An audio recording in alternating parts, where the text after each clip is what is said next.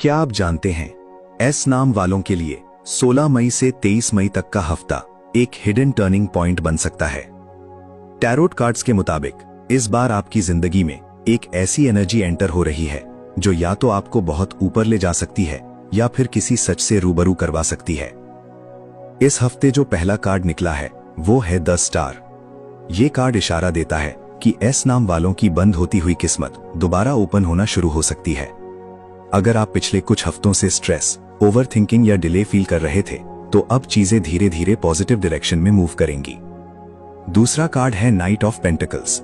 ये कार्ड बताता है कि पैसों, जॉब या करियर के मामले में एक इंपॉर्टेंट अपॉर्चुनिटी आसपास ही है। लेकिन एक बात याद रखें, इस हफ्ते जल्दबाजी आपका सबसे बड़ा नुकसान बन सकती है। जो लोग सब्र से काम लेंगे वही फायदे में रहेंगे। लव लाइफ की बात करें तो टैरोट कार्ड्स एक मिक्स्ड सिग्नल दे रहे हैं। अगर किसी से दूरी